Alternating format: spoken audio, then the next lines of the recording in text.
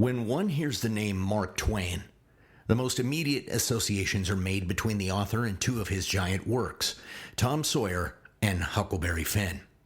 And when Huckleberry Finn is discussed, especially by those who only have surface knowledge of the man, a miniature debate ensues about the proliferate use of the N-word, an issue that has had, at a number of cultural inflection points, seen the book banned in schools, libraries, and occasionally the bookstore. And when I brought Ron Chernow's brand new 2025 biography, Mark Twain, that's the title, to the counter to purchase it on Father's Day, I had the clerk selling me the book talk about the tensions between Twain's immense fame and influence and how they particularly didn't like Huckleberry Finn for the above stated reasons. It turns out they also never read the book. But this isn't a mic drop about the proprietary use of the word in a book that literally decries slavery as an ultimate injustice wrapped in misguided Old Testament rationales. It's about how little Twain, with his immense volume of work, rarely has the lens widened beyond those two incredible works to the general public. He was a complex, sensitive, vain, restless, and curious man who, after using pen names like Thomas Jefferson Snodgrass, Josh, Rambler, Grumbler, John Snooks, and W. Epaminondas Adrastus Blab, would decide to eschew his given name of Samuel Langhorne Clemens for his ultimate nom de plume, Mark Twain. Ron Chernow, a man whom Lin-Manuel Miranda most likely has on speed dial after crafting an entire musical based on his Hamilton biography, has written a massive look at the man's life. I will attempt to talk about the immediate aftermath of my arriving at the 1033rd page just the other day and how I will never see my own literary hero in the exact same way. And that's a good thing. On box number 7.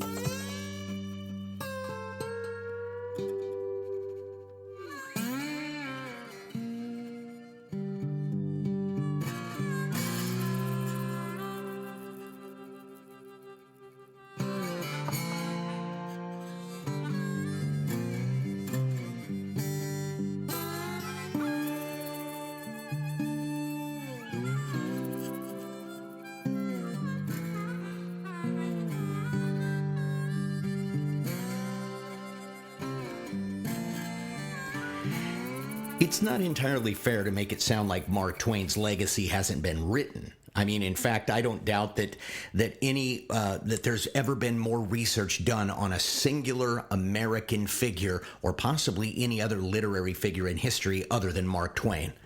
Like I said, American or otherwise. In fact, Ron Power's biography called Mark Twain, A Life is about as good as it gets. One can read that book and walk away confident they have a deep understanding of the man and what made him tick. But Ron Chernow's book does something slightly different. Instead of a more aerial view, we are taken, maybe not consciously by the author, on this long riverboat trip, ironically, through the life of Mark Twain, making stops at individual ports, spending time there, getting to know the lay of the land, and then moving on to the next town. It literally feels like a daily ledger. From Hannibal, Missouri, where Halley's Comet was visible in the sky the day of his birth, all the way to Reading, Pennsylvania at Stormfield House, where Halley's Comet was also visible on a return trip, fulfilling Mark Twain's prophecy about when exactly he knew he would die. So by the time Mark Twain takes his final breath, I actually felt like I'd been a part of his life. So many moments feel contemporary in terms of human condition, human fault, human frailties, and certainly the vanities of superstardom that contributed to a universe of regrets at the end of his life. Mark Twain was in fact the first universal celebrity that could cause a crowd to form anywhere he went, practically in the world. His appeal transcended the American shores and became, as they say today, viral. So I don't need to cover the established timelines of his life. You know, the dreams of riverboat pilothood in Hannibal, a riverboat boiler explosion that would kill his own brother, his journeys out west via stagecoach through Utah, and even his encounters with Brigham Young, the Mormons, and his incredibly acidic and satirical treatment of the Book of Mormon. His ultimate arrival in Nevada and his independent journalistic work for the Territorial Enterprise in Virginia City, Nevada, as well.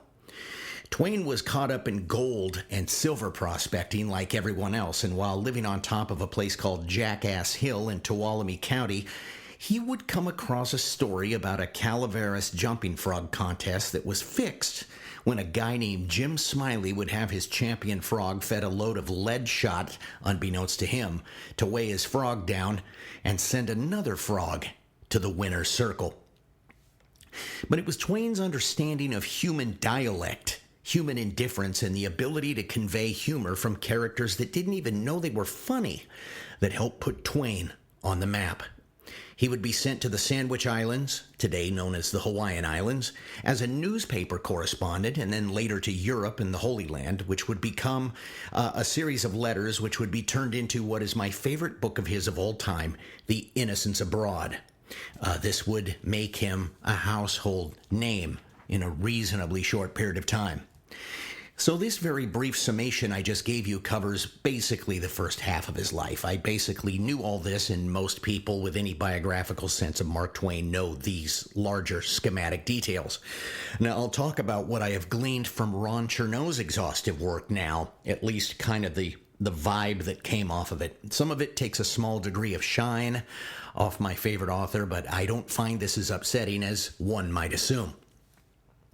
One, I do not overstate this when I say Mark Twain would have never achieved worldwide acclaim without his editor.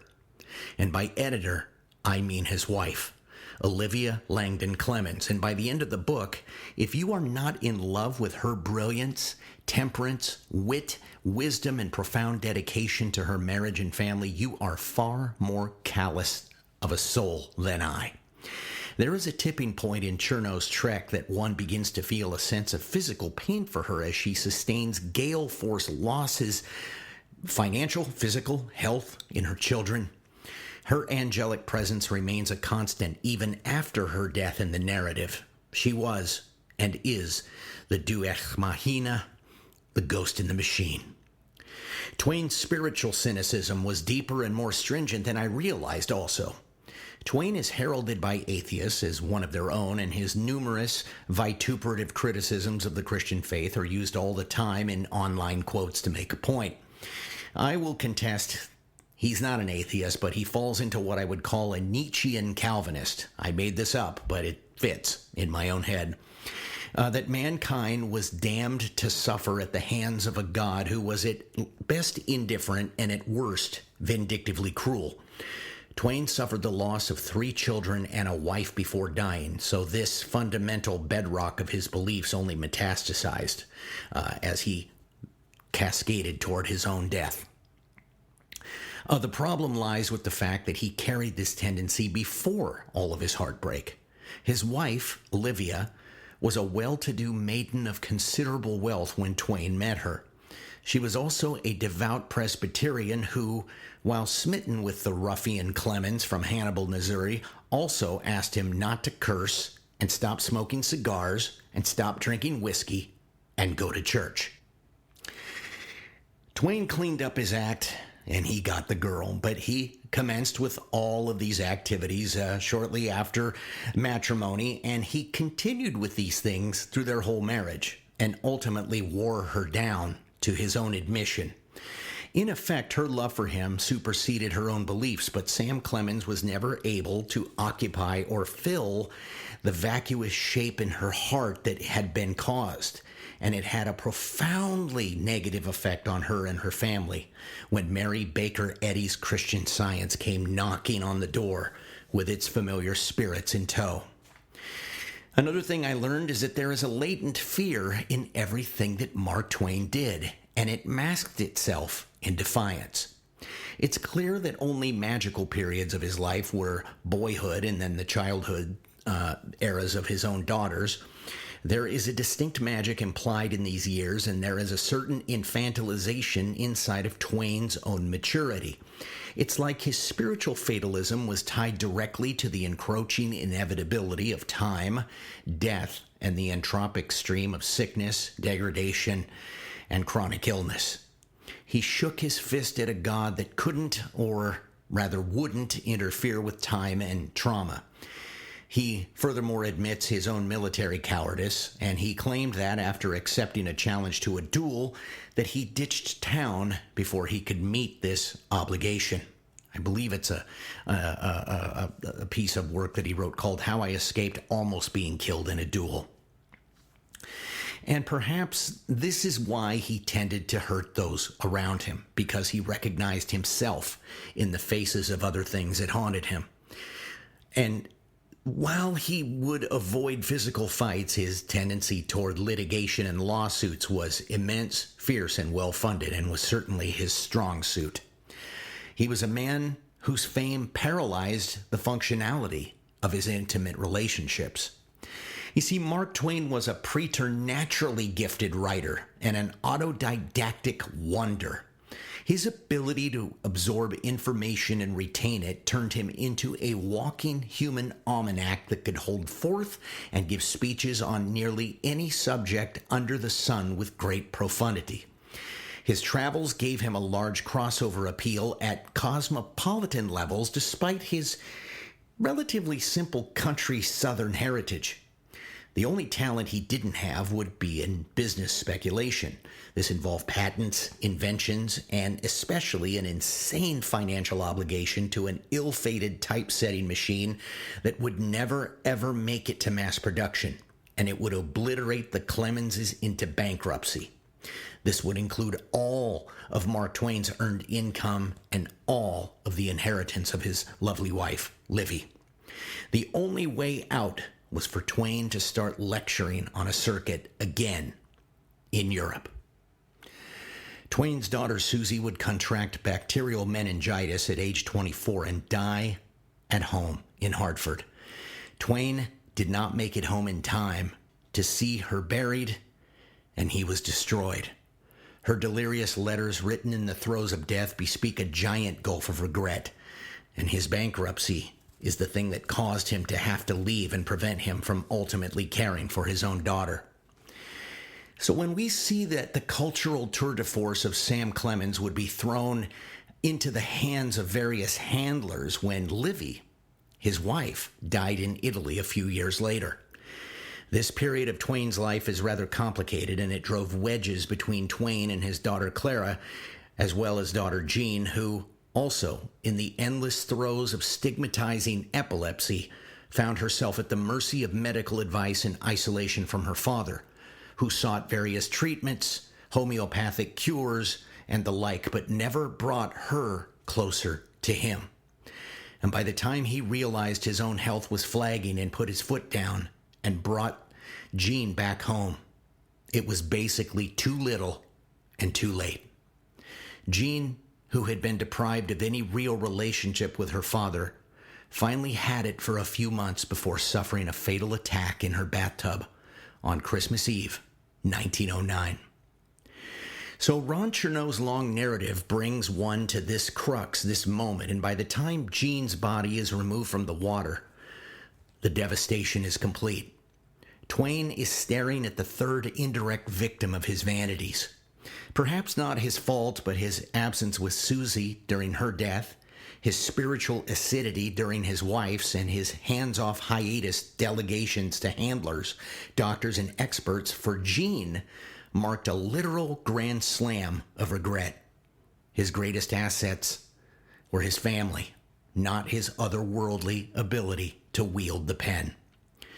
And for me, despite my familiarity with the story, my own heart was broken reading this book for all of them.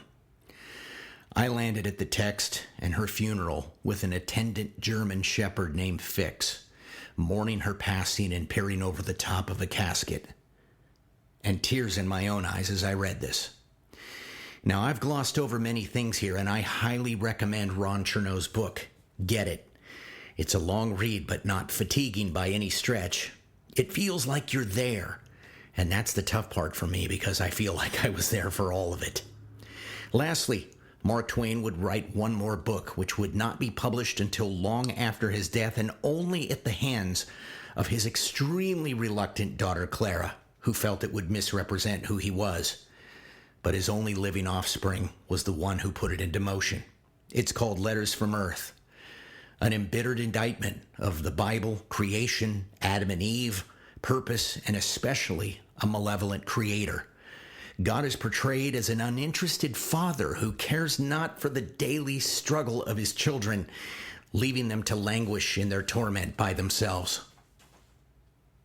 As I said, Twain's anger came from fear, and on the heels of Jean's death, he may have been too intoxicated with his own grief to see himself in the written indictment that he published, or the fatalistic spirit of his own fatherly neglect moving above the bathtub water. At least until it was too late. Ron Chernow's book will haunt me for a while, but it's a good thing. Trust me. This is box number 7.